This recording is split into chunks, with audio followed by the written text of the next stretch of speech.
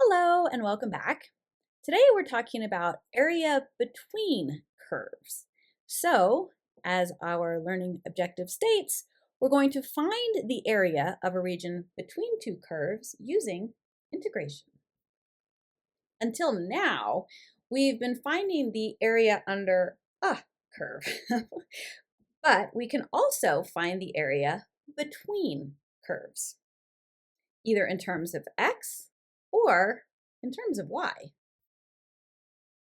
So the area between curves. If f and g are continuous on a closed interval from a to b and g of x is less than or equal to f of x, that's going to be important for all x in the interval, then the area of the region bounded by the graphs of f and g and the vertical lines a and b is the area under the curve from a to b of the greater function minus the lesser function. So for this one, we're just going to set up an integral expression to find the area bounded by the graphs of x squared minus 1, that's the parabola, and x plus 4, the line. First step is to find the intersection of the curves. So to do that, we can just set the functions equal to each other and solve for x. So at x equals -2 and x equals 3, these lines intersect.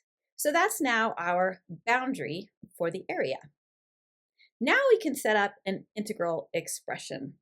And if we're doing this in terms of x, then to find the greater function, we just look to see, well, which one's on top? And in this case, well, it's the line. So we're going to do the line minus the parabola. So we've got the area under the curve from -2 to 3 of g of x minus f of x. So that's what it looks like. What if you have multiple points of intersection? So before we actually begin this one, let's figure out which function is which. So 14x plus x squared minus 2x cubed, that's the pink function there. And then x squared minus 4x, that's the purple function there. All right, now just as we did before, we can find the intersection of the curves to see what we're looking at. So set the two functions equal to each other and we'll solve for x. So we have 3 points of intersection. So there's this first one on the left that I've colored in blue, and then on the right, the one I've colored in green. And if we take those two areas and add them together, well, we'll get the total area. The problem is the functions switch places. So for the first part, that blue area, well, the purple one is on top, isn't it? So that's the x squared minus 4x. So from -3 to 0, just that blue part, we've got x squared minus 4x on top, and then the cubic function on the bottom. So if you work out that whole area, you get 40.5. But then on the other side of x equals 0, the functions kind of switch places, and the pink one is on top. So, same idea though. This time between 0 and 3, we've got the cubic function on top and the quadratic on the bottom. And if you work out that area, it's also 40.5.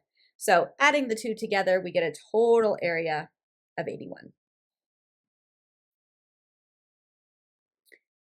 Example 3 says, set up an integral expression to find the area of one of the regions bounded by the sine and cosine curves. Okie dokie. I'm going to pick that region. And at your chosen region, which function is greater? Well, this function here, that's the sine function. So for my area that I've chosen, the sine function is on top. Find the bounds where the curves intersect. So my two intersection points are going to be pi over 4 and 5 pi over 4.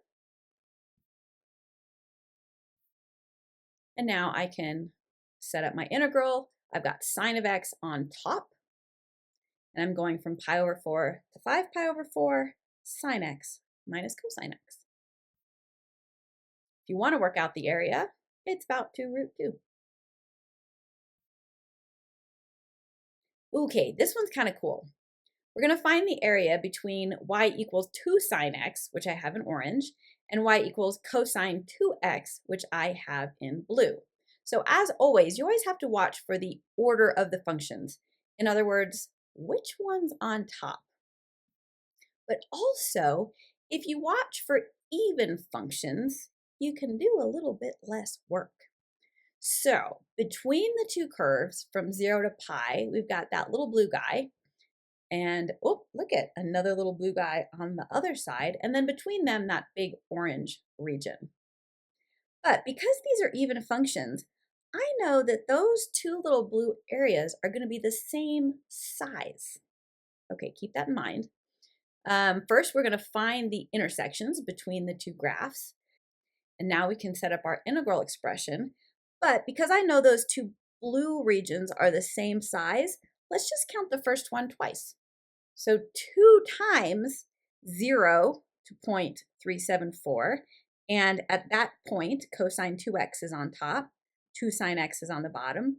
And then we can add the orange region.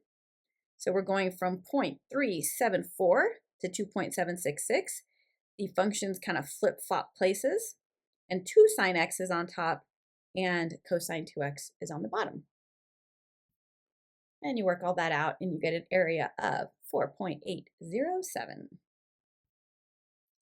Hey, look who it is. Jim. Hi, Jim. Okay, so just let's have a bit of a thought experiment here. So when we're finding the area under the curve, it says if f and g are continuous on AB and g of x is less than f of x for all of x in AB, then, we do the area like we've been doing. But g of x has to be less than f of x for the whole region. So if we look at our graph, we're okay from -1 to 2. We've got one function bigger than another function. But then after that, there's only one function involved. In this case, f of x has nothing to do with it anymore. So we have a bit of a problem there. Unless we can find the area bounded by the graphs of x equals 3 minus y squared and x equals y plus 1 with respect to y.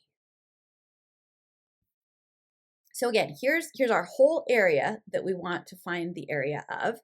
And like we did before, we will find the intersection by setting them equal to each other.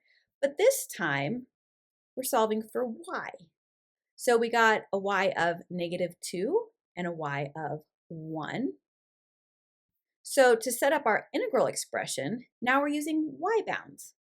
So those zeros that we just found, those are the y bounds of our integral expression. Which function is greater than?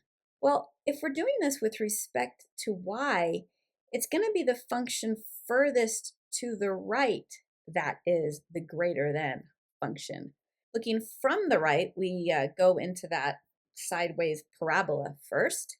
We've got our y bounds of -2 to 1, and then the parabola minus the line. So to solve it, let's clean that up a little bit first. And then we can take the antiderivative of each of those little pieces and evaluate from -2 to 1, and you get 9/2. So that's that, solving for the area between curves. So again, just watch very carefully to figure out which function is bigger than the other. And if you can, use even functions maybe to save yourself a bit of work. Alrighty then, I will see you next time.